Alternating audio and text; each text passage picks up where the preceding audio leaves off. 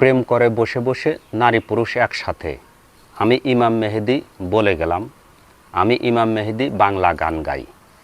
আমরা যে আখিরি জামানায় আছি এটা তার প্রমাণ। আইন কারণ নিজ হাতে নেওয়া যাবে না, এটা একটা দণ্ডনীয় অপরাধ। ধর্ষণকারী মৃত্যুদণ্ড, এটা সবাই জানে। একজন ধর্ষণকারী, একজন যাকে ধর্ষণ করবে, তার নিজের সতীত্ব রক্ষার্থে যদি ধর্ষকের পেটের ভিতরে চাকু চালা দেয়, সেটা হবে মার্ডার।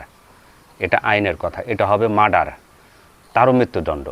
অতএব ধর্ষণকারী আসলে তাকে ধর্ষিতা হয়ে ছাপরাপ করে যাওয়ার পর তারপরে অভিযোগ দায়ের করা হবে আমাকে ধর্ষণ করছে, তারপর গতানুগতিক আইনি ব্যবস্থা নেওয়া হবে। নুরু পাগলার মাজার যেটা আগেই উচিত ছিল বন্ধ করা, নিষিদ্ধ করা, জালিয়াপুরে ছারখার করে দেওয়া, তৌহিদি জনতা সেটা না করে তার মৃত্যুর পর তার লাশটা পোড়াইছে। এটাই হচ্ছে আইনের একটা মারপাস, এটা হচ্ছে আইনের একটা গেরাকল। নেটিজেনরা অসংখ্য মন্তব্য করছে কেন তার লাশটা তুলে জালিয়াপুরে ছারখার করে দেওয়া হবে, কিন্তু নেটিজেনরা এইটা মন্তব্য করে না যেটা হযরত ইমাম মাহদী আলাইহিস সালাম শেষ জামানায় আবির্ভাব হবে। অসংখ্য হাদিস কোরআনের এটা বর্ণনা আছে।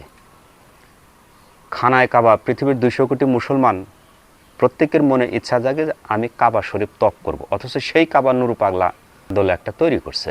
নুরু পাগলার একটা ওসিয়ত ছিল, সপ্তাহে অন্তত পক্ষে 7 দিনের 2টা দিন আমার দিকে কেবলা মুখ করে তোমরা নামাজ পড়বে। এই নুরু পাগলা অসংখ্য গান বাজনা ভিডিও ধারণ আছে, নারী পুরুষ একসাথে নেচে গান গাইছে। এটা কি ইমাম মেহেদী আলাইহিস সালামের এরকম চরিত্র আছে? তৌহিদি জনতা মানুষ ক্ষেপ্য না কেন, যে মানুষ নামে মাত্র মুসলমান, জীবনে কোনোদিন নামাজ পড়ে না, অথচ সেই মানুষটা যদি শোনে আমার প্রিয় নবীর বিরুদ্ধে, আল্লাহর বিরুদ্ধে কোনো কটূক্তি কথা করছে, শরীরের রক্ত মাথায় উঠে যাব, আগে তাকে শেষ করি। নামাজ আমি পড়ি বা না পড়ি সেটা পরে দেখব, কিন্তু কেন আল্লাহর সাথে বেয়াদবি করবে, নবী রাসূলের সাথে, পয়গাম্বরদের সাথে কেন সে বেয়াদবি করবে? এটাই হচ্ছে তার প্রশ্ন। আর তৌহিদি জনতা বিগত দিনে তাকে কিছু করতে পারে নাই, হয়তো তার ভক্তবৃন্দর সাপোর্ট ছিল বেশি। যখন মৃত্যুর পর তৌহিদি জনতা খেপে গেছে, এইভাবে যদি থাকে, এখন চোখের সামনে নুরু পাগলার মাজার মানুষ যেরকমভাবে দেখছে, এই প্রজন্ম যখন দূর হয়ে যাবে আর এই মাজারটা যখন টিকে যাবে, আগামী 50-100 বছর পর যেই মানুষগুলো জন্মের পূর্বে নুরু পাগলার দেখে নাই, জন্মের পূর্বে দেখতেছে নুরু পাগলার এই মাজারটা, তারা মনে করবে এটা একটা বড় আউলিয়ার মাজার, আর এটা বলে শিরক বেদাতের মানুষ ওখানে জন্ম দিবে। আর উৎসুক জনতা, তৌহিদি জনতা, তাদের অপরাধ নুরু পাগলার লাশটা তুলে কেন পোড়াইলো? যেই বিচারটা উচিত ছিল আরও আগে করা, সেটা না করে মৃত্যুর পর কেন তৌহিদি জনতা নুরু পাগলার লাশটা পোড়াইলো? এটা হচ্ছে নেটিজেনদের, মাজার পূজারীদের এটা একটা মন্তব্য। নুরু পাগলার ভক্তবৃন্দের তাদের দাবি নুরু পাগলা তার পীর সাহেব মারা গেছে প্রায় 1 মাস আগে, অথচ তার লাশটা পচে নাই। সে কত বড় কামেল পরহেজগার ছিল। বোকাচাদারা এটাও জানে না যে কেমিক্যাল দিয়ে যদি তার লাশটা দাফন করা হয়, সেই লাশটা 20-30 বছর পর তাকে পচে না।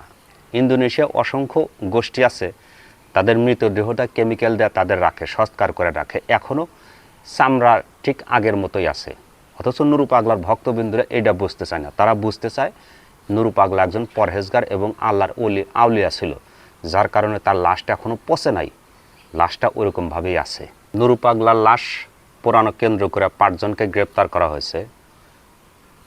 বিশৃঙ্খলা তৈরি হলে, মারপিট পেটাপিটি যখন শেষ হয়ে যায়, তখন মাঝখান থেকে আইন প্রয়োগকারী সংস্থা 1 ঘন্টা পরে এসে আম পাবলিক যেমন পেটায়, আগুন নিবে শেষ, একটু ধোঁয়া উঠতেছে, বঙ্গা একটু ধোঁয়া উঠতেছে, ফায়ার সার্ভিস এসে তখন তার উপরে একটু পানি ঢালে।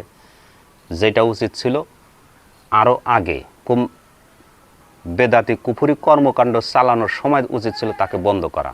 ভালো থাকবেন, সুস্থ থাকবেন, আল্লাহ হাফেজ।